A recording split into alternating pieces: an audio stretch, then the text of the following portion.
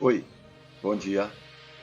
Nós vamos continuar o nosso culto ao Senhor Deus, conversando, estudando, trabalhando em cima do ensino da palavra de Deus, buscando entender exatamente o que a Bíblia está querendo nos falar, tá bom? Então esse é o nosso grande objetivo, é por isso que é um culto terapêutico, porque é um culto onde a gente vai buscar o espírito da letra, tá? O espírito daquilo que está escrito no texto bíblico.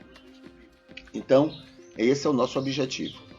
E ao fazer isso, a gente encontra alguns aspectos que temos sempre relembrado para facilitar a compreensão de qualquer texto dentro da Bíblia, qualquer texto, tá bom? Na hora que a gente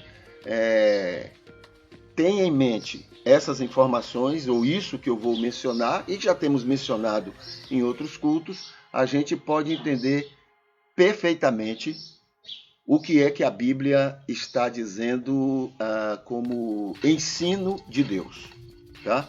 Então, deixe-me ver aqui para poder seguir uma sequenciazinha que ajuda muito nisso. A Bíblia não é um manual de regras.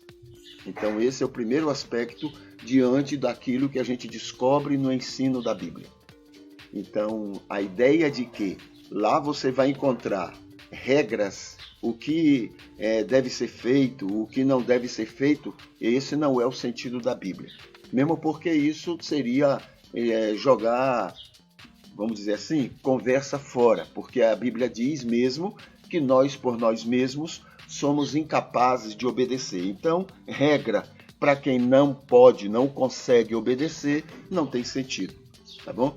Então, seria regra, né, para quem, caso fosse regra, seria regra para quem não consegue, não tem condição nenhuma. Né? Paulo diz assim, aquilo que eu quero eu não faço. Né? A Bíblia também coloca o mundo jaz no maligno. Tudo isso são informações dizendo o seguinte, as regras do texto bíblico, se fossem regras, não podiam ser atendidas. Né?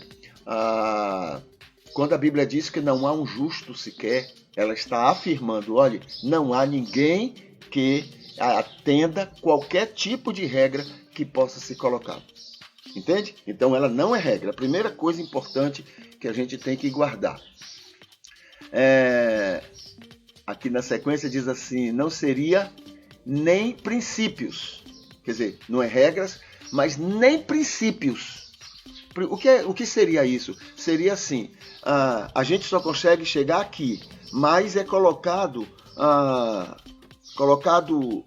vontades, orientações para a gente alcançar aqui. A gente não iria conseguir e sabe que não vamos, mas a gente fica sempre se esforçando para chegar aqui. Entendeu? Então, isso seriam princípios. Nem isso ela é. Porque não há como o ser humano, sem a ajuda de Deus, sair desse nível. Então, esse esforço só iria produzir frustração, tristeza, angústia, chateação, lástima e assim por diante. Então não tem sentido, nem princípio ela se torna. Eu mesmo já disse muito que ela era regra. Eu mesmo já disse muito que eram princípios. Mas na verdade nem isso ela é. Entende? Ela é apenas um retrato. A Bíblia é apenas um retrato de quem somos, entendeu? De quem somos e quem e o que na verdade era para sermos ou seríamos se não tivéssemos caído em Adão no pecado, entendeu? Então quem somos e o que seríamos se por acaso não tivéssemos caído em pecado. Somos o que somos. Seríamos iguais a Jesus. Entendeu? Então o projeto de Deus agora aí é que entra a grande função do Espírito Santo. São 3 funções básicas. E dessas 3, tudo mais que ele age, que ele faz. A primeira é convencer esse homem que está nessa situação de que ele é pecador. É supra-necessário isso. Porque a gente só vai em busca de cura, a gente só vai em busca de solução quando a gente admite que existe um problema. Então, o problema mostrar o problema é a primeira função do Espírito. Ele mostra que o homem é pecador. Segunda função do Espírito, o homem entendendo que é pecador e querendo a ajuda de Deus, entende? E abrindo seu coração para Deus, aí o Espírito agora vem e converte, respeitando a vontade desse homem, não obrigando, mas respeitando. Depois que então ele converte esse homem, né, numa nova criatura, com a nova natureza, com a mente de Cristo, então agora passa a haver um processo de santificação. Esse processo de santificação é nos fazer de novo semelhantes a Adão, ou seja, semelhantes, parecidos com Jesus. Entendeu? Antes do pecado. No caso de Adão, antes do pecado. Entendeu? Então esse é o processo que a Bíblia coloca. Então ela nos mostra isso. Quem somos e o que Deus está querendo fazer conosco a partir do fato de permitirmos. É preciso que o homem permita. Tá bom? Outra coisa importante. Mesmo que o homem nunca permita, e Deus sabe antecipadamente que esse homem nunca vai permitir, ainda assim, Deus ama intensamente esse homem. Percebeu? Então, é assim que Deus age e é isso que a Bíblia é, né? Nos mostrando. É por isso que ela é terapeuta. Entendeu? É por isso que ela age nessa forma de demonstração do amor de Deus, da misericórdia de Deus, do acolhimento de Deus, da maneira como Deus quer trabalhar com cada pessoa. Tá bom? Então, isso é o que a gente descobre, percebe no texto bíblico, quando a gente então vai não em busca da letra, mas em busca do espírito dessa letra que está no texto bíblico. Porque quando a gente vai para a letra, a gente tem a tendência, veja só, a letra já é uma resposta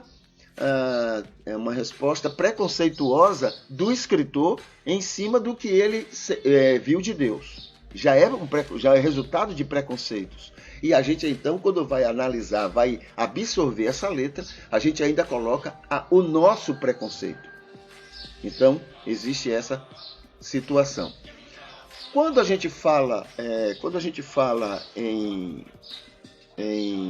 o culto a Deus durante a semana, e o domingo é apenas um momento quando a gente vai agradecer a Deus pela semana de adoração a Ele que nós tivemos. Como foi que foi essa semana de adoração? Quando a gente esteve sendo usado por Deus para abençoar pessoas, né? Quando fomos instrumento de Deus para beneficiar pessoas. Então, nesse sentido, é a adoração. Quanto mais eu sou bênção para os outros, mais Deus é glorificado na minha existência, na minha maneira de viver, né? Aí chega no domingo, aí agora eu vou agradecer, Senhor, muito obrigado pela semana de oportunidades que eu tive, né? E te peço pela nova semana para que tu possas me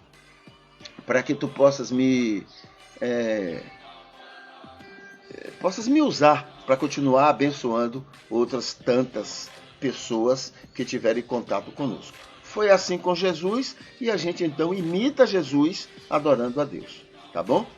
Quando a gente vai somente no domingo e acha que está adorando a Deus e na semana a gente não está envolvido em agradar a Deus, sendo bênção para as pessoas, a gente apenas repete o que os generais de Hitler faziam. Eram tão empolgados na hora do culto, eles estavam tão entusiasmados em adorar a Deus, mas durante a semana estavam matando, perseguindo, sendo maus, prejudicando a vida de pessoas. Isso não é adoração. Isso é outra coisa, mas não é adoração. O domingo deles era perda de tempo, aquilo não era culto, né? Porque na semana que o verdadeiro culto deveria ocorrer, eles estavam fazendo exatamente o contrário. No domingo, nós mencionamos que uma das maneiras que nós temos, ou um exemplo, digamos assim, de adorarmos a Deus durante a semana, estávamos lembrando a casa de apoio, né? Onde pessoas têm sido abençoadas através daquela casa, através do serviço que é prestado ali. Na segunda-feira, lembramos de profissionais que trabalham na saúde, trabalham na assistência social, profissionais que são pagos e devem ser pagos, né? Mas se dedicam a esse serviço, né? E muitas pessoas são beneficiadas com o dia a dia dessas pessoas. Essa também é uma maneira de adorar a Deus. Hoje a gente lembra os profissionais do ensino público, né?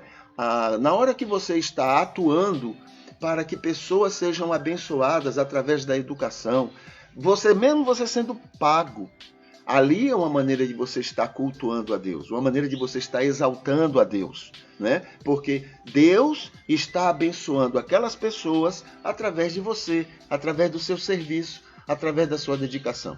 Então, não esqueçamos, né, que também é um ótimo, é um maravilhoso exemplo de adoração ao Senhor. Todas as maneiras que você for usado por Deus para abençoar pessoas, é um culto, é uma adoração especial que você está prestando a Ele. Tá bom? Vamos aqui para Efésios. Nós estamos agora no capítulo 4 de Efésios. Tá bom? Deixa eu botar aqui nos comentários. Eu vou colocar aqui o esboço que nós estamos tendo agora, né, a respeito do livro de Efésios.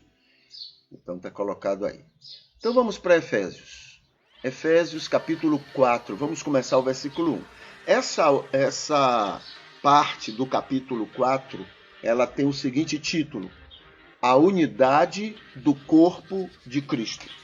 Tá bom? Esse é o título. Esse título não é do original, mas é o título que é atribuído ao texto para facilitar, né, aqueles que estão lendo, aqueles que estão querendo compreender melhor a Bíblia. Então, esse é o assunto que Paulo vai tratar nesse momento na carta que ele escreveu, né, aos Efésios. Lembrando que não é uma carta, é uma epístola, ou seja, é uma carta que foi direcionada à igreja em Éfeso, mas também às igrejas vizinhas, não é? A Éfeso, tá bom? Ele coloca assim: rogo-vos, pois, depois de tudo aquilo que ele disse, e nesse esboço que eu coloquei aí tem muito a ver com o que ele já disse, né? Por exemplo, no capítulo 1, ele falou sobre as bênçãos espirituais em Cristo. No capítulo 1 ainda falou também sobre a ação de graças e a oração por aquelas pessoas que faziam parte daquela igreja, agradecendo pela vida delas, pelo testemunho delas. No capítulo 2, ele falou sobre a salvação pela graça, por meio da fé, né? E a nova humanidade em Cristo, ou seja, as pessoas que nasceram de novo são novas criaturas a partir do que Cristo fez na vida delas. No capítulo 3, que nós encerramos ontem, né, Paulo explica sobre a sua chamada, Paulo explica sobre a sua missão e a sua pregação, Paulo fala sobre o privilégio que Deus lhe deu, né, em exercer aquele ministério, e Paulo ora pelos destinatários, por aquela igreja, né, ora mais uma vez por aquelas pessoas que fazem parte daquelas igrejas próximas a Éfeso. Então, agora no versículo 1 do capítulo 4, ele diz: rogo-vos, pois eu, prisioneiro no Senhor. Conversamos um pouquinho sobre isso, né? A questão de prisioneiro. Nunca deixamos de ser prisioneiros, ou do pecado, ou do Senhor. Nunca. Ou você é de um ou é de outro. Ou você serve a um ou serve ao outro. Ou você serve a Mamon, ou você serve a Deus, como diz o texto. Ninguém é livre, né? Ninguém está fora do controle de uma dessas duas coisas, dessas duas fontes, né, de poder. E Paulo aqui, o que ele quer mencionar é que, além de ser um prisioneiro de Jesus de maneira natural, porque ele agora era uma nova criatura, ele fazia parte do reino de Deus, então ele estava servindo ao Senhor. Além disso, havia uma espontaneidade. Ele gostaria, ele queria isso. Não tem pessoas que gostam, querem continuar servindo ao pecado? Não é? Tem sim, não é? Mesmo contra elas mesmas, né? Elas querem. Então tem a oportunidade de mudar de vida, mas eles preferem continuar no pecado. Né? Eu até lembrei, entre as justificativas que eu já escutei, né, foram 3 ao todo, as que mais me chamaram a atenção. Uma delas dizia assim, pastor, eu prefiro ir para o inferno, porque no céu eu não vou encontrar os meus amigos.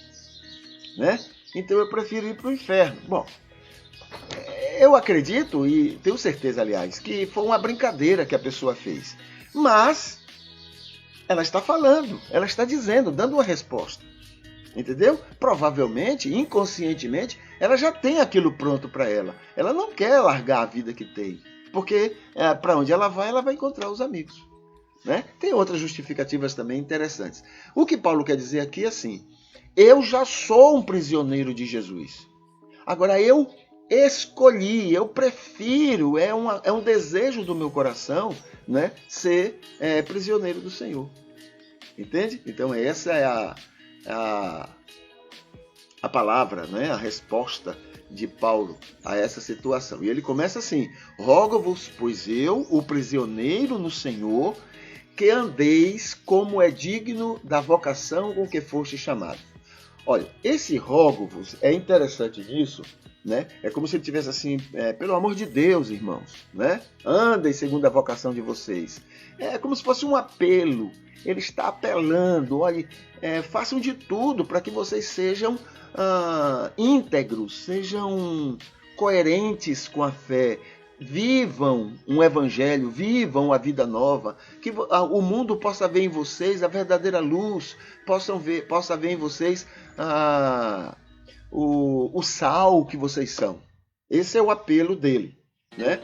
Ele sabe perfeitamente, Paulo sabe, isso aqui está mais como uma retórica, né, de alguém que escreve, do que mesmo de um ensino doutrinário. Porque ele sabe, né, que é impossível para as pessoas serem, né, todas essas coisas só por elas. E elas são ou serão, não tenha dúvida, elas são, no caso dos salvos, elas são ou serão, não é? Porque o Espírito, elas querendo ou não, o Espírito está fazendo ou vai continuar fazendo isso com elas, né? A demora vai depender muito das dificuldades que o Espírito vai encontrar em cada pessoa para operar isso, mas isso vai acontecer. Demora ou não, né? Com empecilhos ou não, ele vai fazer. Agora, vai demorar mais naquelas pessoas que são mais resistentes, naquelas pessoas que estão mais agarradas a si mesmas, querem, mas ao mesmo tempo estão agarradas ao pecado, digamos assim, agarradas ao velho homem. Existe isso? Existe. Né? Por que o Espírito não trabalha melhor na gente? Porque ainda estamos agarrados a esse velho homem, nós. Né? Esses são empecilhos que ele encontra para que a gente faça a obra, né? Aquilo que ele colocou para nós. Tá bom? Então, eu apelo a vocês, né, que eu que sou prisioneiro do Senhor, que vocês andem como é digno da vocação. Como é digno aquilo que já está acontecendo na vida de vocês. Que vocês sejam coerentes, que as pessoas percebam facilmente que vocês são imitadores de Jesus. É um apelo, né? É um apelo que ele está fazendo, mas que isto só pode acontecer quando o Espírito opera, e o Espírito está operando. O que a gente poderia, no máximo, fazer aqui era assim, irmãos, dificultem menos, aí fica mais, né? Fica melhor. Dificultem menos para que ao Espírito fazer esta obra que ele está fazendo em vocês. Dificultem menos, criem menos dificuldades, né? Consagrem-se mais, revisem-se, né, frequentemente, para vocês tirarem essas dificuldades que vocês mesmos colocam para que o Espírito possa fazer a obra dele. Tá bom? Então, Basicamente, a gente pode trabalhar com essa hipótese, com essa maneira, né, de Paulo estar apelando para aqueles crentes ali em Éfeso. Isso é o versículo 1, né, do capítulo 4. Aí agora vem o versículo 2. Ele diz assim: com toda humildade e mansidão, com longanimidade, suportando-vos uns aos outros em amor. Tudo isso aí está ligado à ação que o Espírito faz na vida da pessoa. Quer dizer, tudo isso aí não tem nada a ver com a possibilidade desses cristãos lá em Éfeso conseguirem fazer sem a ajuda do Espírito. Tudo é obra do Espírito. A gente poderia até citar isso aqui também, e alguns têm a ver com o fruto do Espírito. A presença do Espírito produz essa situação na vida da pessoa. Não é, ele disse lá aos Coríntios, né, no ano 56, 57, ele disse assim, que Deus é quem opera em vós, tanto o querer como o efetuar. Estava corretíssimo, corretíssimo. Dentro desse contexto, a gente então vê o que ele está escrevendo agora, tá bom? Então, olha, que vocês possam ser dignos da vocação com que fostes chamados, né, com toda a humildade. Isso é obra do Espírito. Né? Isso é obra do Espírito. Veja só, eu agora estou me lembrando também de outra coisa. Além de ser obra do Espírito, é uma bem-aventurança. Então veja, você ser bem-aventurado, ou seja, ser um salvo, produz então essa obra do Espírito, né? Na sua vida ela se apresenta, que é a humildade, e isso faz com que você seja bem-aventurado. Então fica nesse ciclo, né, virtuoso, né? Uma coisa gerando outra na vida de uma pessoa, tá? Então que vocês sejam com toda a humildade e mansidão. Olha só, tudo isso tem a ver com fruto do Espírito, né? É uma operação do Espírito na vida e também uma bem-aventurança na vida das pessoas. Então uma coisa está ligada à outra, né? Com toda a humildade e mansidão, com longanimidade, com paciência, né? Com paciência, suportando-vos uns aos outros em amor. Pronto, em amor. Porque o amor leva todas essas situações, né? O suportar, acolher, perdoar, há uma série de consequências que o amor produz na vida das pessoas. E o que ele está dizendo aqui é exatamente isso. Que vocês sejam coerentes, deixando que o Espírito Santo opere em vocês, né, nesses aspectos. É o Espírito que opera. Entendeu? É o Espírito que opera. Outra coisa importante é que o Espírito não opera para agradar os olhos dos outros, não. Entendeu? Muitas vezes os outros, e isso pode incluir a gente, né, fica ali julgando os outros, né, julgando as pessoas, se ela é crente, se ela não é, se o Espírito está operando na vida dela, se não está. Essa coisa, a gente, né, não tem essa tendência? Então a gente faz isso. Agora, o Espírito, ele não opera na vida do outro de uma maneira que nós possamos, de uma maneira que possa atender aos nossos interesses. Ele opera de uma maneira que aquela pessoa seja, né, além de ser, ela já é luz e sal, ela possa viver esse fato de ser luz e sal, porque o objetivo de Deus não é agradar, né, o coração do que está em casa, no caso do irmão do filho pródigo. O interesse de Deus é alcançar o coração daquele que está fora, daquele que precisa ser salvo. Os salvos já estão salvos, né? O Espírito está trabalhando neles, mas agora a preocupação maior é aquele que está fora, aquele que ainda não foi alcançado. Aí sim, o Espírito trabalha nessas pessoas e em nós para que essas pessoas, além de nos beneficiar com isso, essas pessoas sejam alcançadas, sejam abençoadas com o nosso testemunho, tá bom? Então, esses dois versículos a gente fica aqui. Amanhã a gente vai para o versículo 3 do capítulo 4 de Efésios, né? A gente conversa um pouquinho sobre esse texto, tá? Na sequência aqui, a gente vai para o nosso Facebook. Aqui, deixa eu botar aqui também um recado, já que a gente vai entrar no Facebook.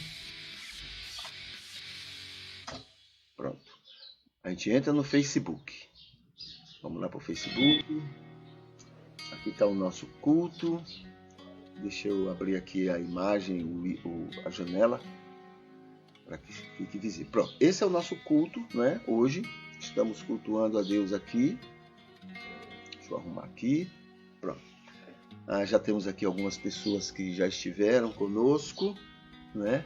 Já está aqui mencionado. Aqui tem a entrevista ontem que nós tivemos com o Jonatas. E tivemos também com o Adson, falando a respeito, não é, de sintomas de um casamento infeliz. Tá bom? Tivemos conversando um pouquinho sobre isso e também sobre um outro tema que tem a ver também com isso, não é? Sobre paciência, espiritualidade. Conversamos um pouquinho com eles a respeito disso. E aqui é um vídeo que está, então, aquilo que nós conversamos ontem. Aqui tem outro vídeo, é um vídeo estudo, que ele fala sobre a fé, né? Considerações sobre fé. Muito bom esse vídeo, né? Como estudo bíblico, como estudo teológico, ele nos dá muito subsídio. Aqui temos os 10 maiores impactos da igreja primitiva em Jerusalém, né? Então, isso serve inclusive para observarmos, nós que somos igreja, né? Possamos observar qual é o impacto que nós estamos realizando no mundo. Então, esse vídeo é muito bom, falando sobre o testemunho da igreja de Jerusalém. Aqui tem os salmos mais preferidos na Bíblia, né? E por que eles são preferidos. Então, tem aqui esse vídeo estudo, né? Aqui fala sobre o curso de terapia familiar. Aqui fala sobre outro curso, que é Vença a Rotina Conjugal. Isso tem a ver com a upgrade matrimonial. Aqui tem um outro curso também que está sendo divulgado. Aqui tem Somos Seres Muito Complexos, né? Para nos satisfazermos com superficialidades. Aqui tem que nada nem ninguém interrompa a energia do bem que te cerca, né? E sempre há muita coisa boa acontecendo ao nosso redor. Envelhecer é obrigatório, ficar chato é opcional. É uma coisa que a gente tem que ficar atento, né? Para a gente ser mais agradável quando chegar na velhice. Igreja é hospital, né? Cristãos sem o Espírito Santo, né? Cristão sem o Espírito Santo não é só um joio, né? Um cristão sem o Espírito Santo, exatamente, sem a direção do Espírito, sem, né, os resultados da presença do Espírito, realmente é somente um joio. Aqui tem um link, tem um banner que chama para uma página muito séria, que fala sobre o mau testemunho cristão. Tá bom? Então tem aqui uma série de informações, de notícias que o mundo está guardando a respeito do cristianismo. E depois não teremos que ficar chorando que o mundo não quer saber do cristianismo. É porque nós estamos plantando muito mau testemunho atualmente, muito. A Europa hoje não quer saber de cristianismo, não é porque a Europa é ruim, não. É porque os cristãos, né, algum tempo atrás, na época da Segunda Guerra Mundial, plantou muito mau testemunho. E o mundo hoje, a Europa hoje, não quer saber de cristianismo. Na Europa, as religiões que mais crescem são os muçulmanos, né, o islamismo e o ateísmo. Entendeu? Então, por quê? É culpa deles? Não. Culpa do mau testemunho que os pseudos cristãos, né, plantaram na época da Segunda Guerra Mundial. Aqui tem a plataforma do Psicalme, né, um convite para que a pessoa vá, porque lá tem algumas coisas que são oferecidas às pessoas. Aqui tem uma divulgação sobre terapias de desenvolvimento pessoal.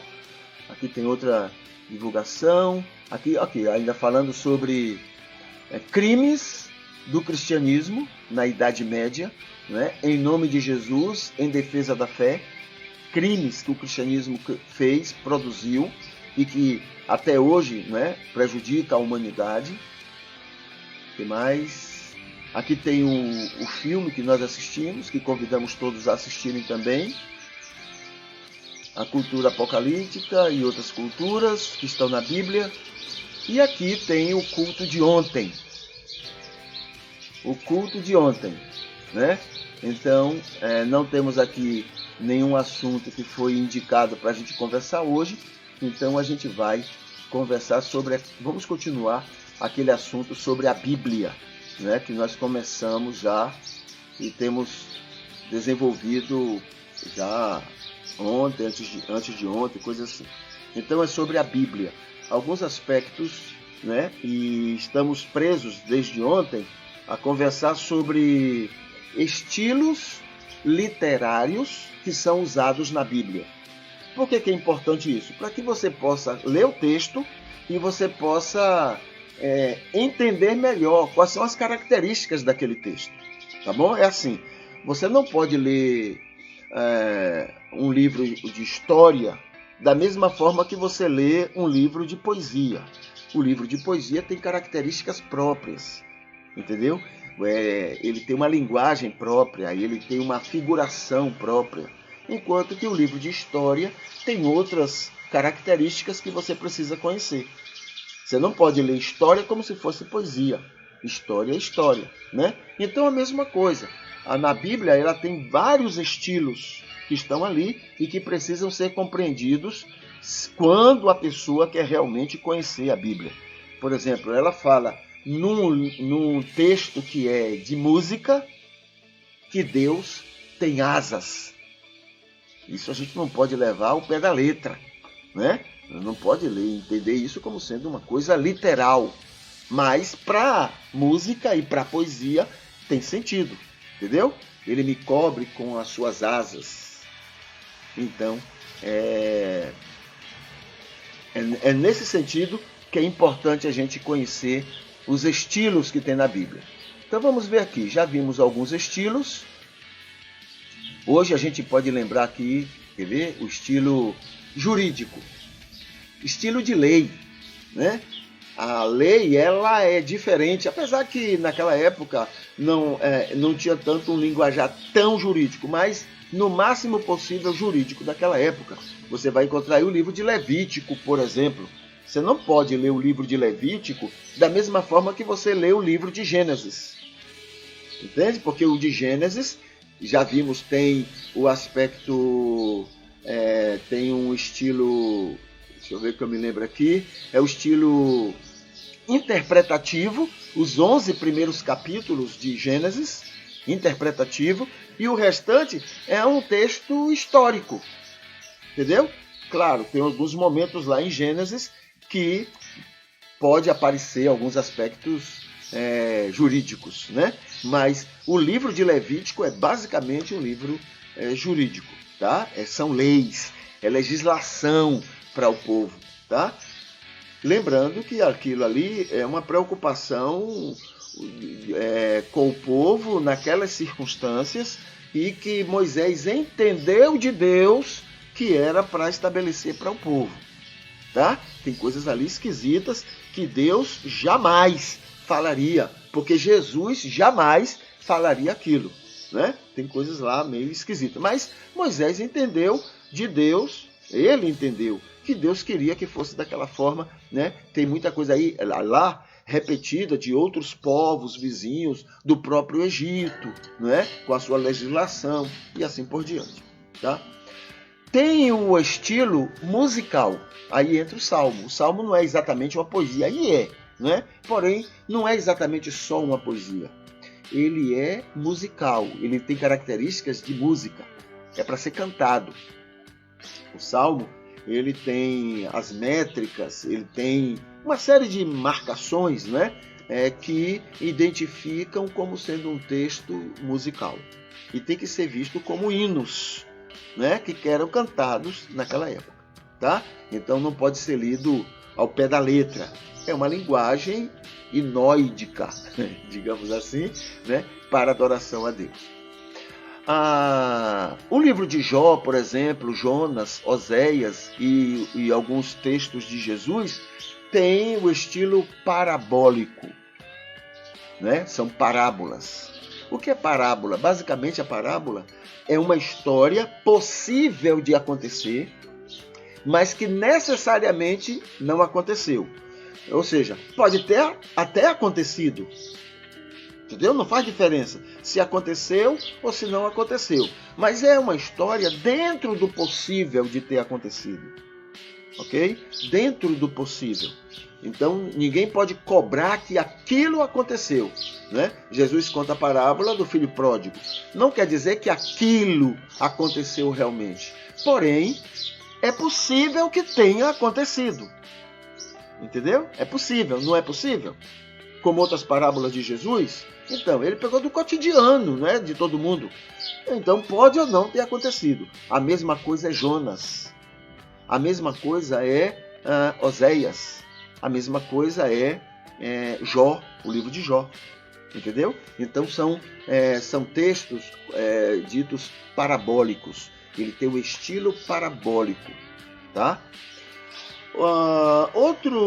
Outro estilo que tem na Bíblia é o poético. Aí sim, é poesia. Você vai ver a diferença. O livro de Cantares, por exemplo, né? Ali é poesia, entendeu? Ali é um homem apaixonado falando da sua paixão para uma amada, para uma mulher. Ok? Então é uma poesia. Chega a ser poemas muitas vezes, porque não há uma obrigatoriedade de métrica, mas é um poema. São poemas que um homem está trabalhando em relação ao amor de uma mulher. Tem também o estilo profético. O estilo profético são dos profetas. E alguns outros textos também tem, mas basicamente os dos profetas. O que é o estilo profético? O estilo profético, ele fala, ele alerta, ele chama, apela ao povo, apela para o arrependimento, para reconhecimento de pecados. Esse é o linguajar principal do texto poético, do texto profético, né? Agora, ele usa muito figuras, ele usa muito, coisas que podem não acontecer, entende? Ele usa figuras para ilustrar apenas, não é para demonstrar o que Deus quer ou o que entre aspas, viu? A raiva, a ira de Deus, o que Deus está entristecido com aquele povo. Nada disso é possível. Deus não entristece. Deus não entristece. Entendeu? Deus ama. Quando você ama, você não entristece, você compreende. É assim que quem ama faz. Deus não se decepciona, porque Deus ama. Quem se decepciona são pessoas que não amam. Você se decepciona. Quando você ama, a pessoa lá fez uma coisa contra você e você ama aquela pessoa, você encontra 1000 motivos para ela ter feito aquilo. Porque você ama. Entende? Então, mas dentro da linguagem, dentro do entendimento dos profetas, eles usam aquelas imagens, aquelas figuras, aquelas ilustrações para mostrar, então, para enfatizar, para fortalecer o recado que ele está passando para o povo. Tá? Então, essa é a linguagem profética, é o estilo profético. E tem a linguagem sapiencial, o estilo sapiencial. É aquele estilo usado no livro de Provérbios, por exemplo. São frases de efeito, são frases muito fortes, contundentes, são frases que resumem situações. Então, esse é o texto, é a linguagem, é o estilo sapiencial. Você não pode ler o estilo sapiencial da mesma forma que você lê poesia, que você lê cânticos, cantares. Você não pode ler da mesma forma que você lê salmos, que são hinos. Você não pode ler da mesma forma que são os textos apologéticos, que tem na Bíblia, que são os evangelhos. Você não pode ler os textos, da mesma forma, os textos doutrinadores, que é os textos das cartas paulinas, e assim por diante. Cada estilo desse precisa que você conheça as características dele para que você possa entender a Bíblia. Tá bom? É por isso que é importante. Se você não sabe dessas características, não faz diferença. Se você olhar qualquer texto da Bíblia pelos olhos de Jesus, você vai compreender o espírito do que está sendo dito. Entendeu? Você vai entender o espírito. Tem lá na legislação da Bíblia, Moisés orienta, né? Todo filho desobediente, bota ele na porta da entrada da cidade para ser apedrejado. Ele colocou isso. Claro que isso não é de Deus. Isso é do entendimento de Moisés, mas não é de Deus. Jesus jamais falaria isso. Então o que é que você vai entender aí da vontade de Deus? Que faça isso ou que não faça isso? Entendeu? Então, se você tiver a visão de Jesus, você compreende qualquer texto da Bíblia. Pode ser poesia, pode ser história, pode ser profético, pode ser apologético, pode ser apocalíptico, pode ser parabólico, o que seja. Não faz diferença. Pelos olhos de Jesus, você vai entender perfeitamente a vontade de Deus em qualquer texto da palavra de Deus. Tem que olhar os olhos de Jesus, não do seu pastor, não do seu pregador, não os seus olhos, mas os olhos de Jesus. Se você olhar pelos olhos de Jesus, você compreende a vontade de Deus em qualquer texto da Bíblia. Tá bom? Ok. Dito isso, vamos orar. Amado Deus, muito obrigado, Senhor, pela tua presença. Obrigado pelo teu amor, pela tua misericórdia. Continua, Senhor, nos usando para a tua glória, que esse dia seja um dia especial para que possamos te glorificar, sendo bênção na vida das pessoas. Pedimos isto e agradecemos no nome de Jesus. Amém.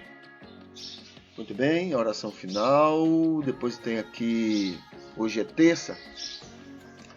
Hoje, terça-feira. Aqui eu não atualizei aqui as informações. Bom, à noite vamos ter um encontro com Cristina. Vamos ter um encontro com Cristina. Vamos estar conversando com ela sobre sintomas de um casamento infeliz. Tá bom? Vamos estar conversando com ela sobre isso. E eu queria mencionar que na descrição deste culto, no link 12 e 13, você tem 2 cursos muito interessantes para você. Dê uma lida, dê uma olhada nesses links. Você vai chegar a as informações desses 2 cursos, tá bom? Isso está aqui E o link do casamento infeliz, né, está também nessa descrição no link 2. Então você vai ver o 2, o 12 e o 13, tá bom? Dê uma lida que vai ser muito interessante para você. Hoje é terça, é um ótimo dia para repensar sua vida com a sua família. Tá bom? Com a sua família. Anote virtudes de cada um dos seus familiares. Cada um, virtudes que eles têm. E depois respeite as diferenças entre eles. Ame de maneira completa, do jeito que são, sem precisar mudar nada. Ame do jeito que são, né? E isso vai facilitar muito a sua vida com eles. Cada um tem seu jeito e todos têm virtudes, muitas virtudes. Então abrace as virtudes, tá? E o que você considera não virtude, não dê importância, mas abrace as virtudes. E na sua rede social, divulgue respeito e tolerância às pessoas em Jesus. Respeito e tolerância ao mundo, né? Em Jesus Cristo, tá bom? Que hoje seja um dia especial no seu relacionamento com Deus e com todas as pessoas. Então eu vou botar agora aqui a música para encerramento. E a gente se despede e que o Senhor continue abençoando você, tá bom?